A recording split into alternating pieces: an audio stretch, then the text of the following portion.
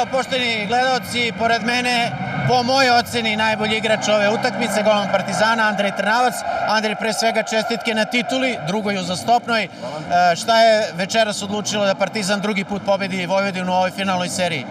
Pa mislim da je to naša neka želja, energija kolektivna, naša odbrana koja je stvarno fantastična bila tokom cele utakmice.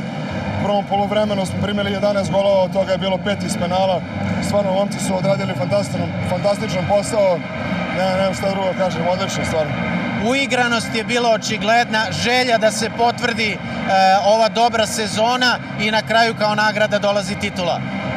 Tako je, mislim, stvarno šteta. Mislim, lepo je da se na kraju utakmicom završi prvenstvo. Pokazali smo na kraju da smo bolji i zasluženo smo pobedili. Hvala i još jednom čestitke.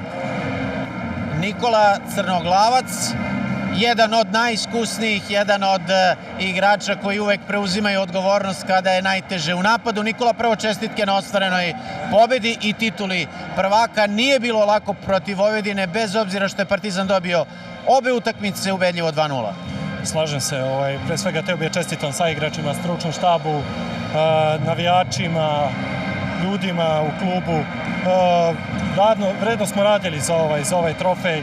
Videlo se da smo taj super kup i kup osvojili, ali da je ovo jedan od najbitnijih trofeja u sezoni.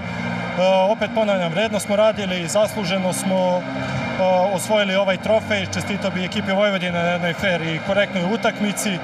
Utakmica je tvrda, bila prava muška. Želim sreću u nastavku i čestitke još jednom. Vi ste jedan od igrača koji ostaju u Partizanu i sledeće sezone. Najavljuje se jedan novi, moćni Partizan i sada navijači verovatno očekuju iskorak i u Evropi. Slažem se, naravno, očekuju se dobri rezultati u Evropi. Dolazi nam jedan iskusan trener, kvalitetne pojačanja smo doveli i nadam se da ćemo, Bože zdravlja, da punimo Pionir. Čekamo još uvek da vidimo da li je u pitanju Liga šampiona ili Liga Evrope. Hvala još jednom i pridružite se vašim saigračima u slavlju. Hvala.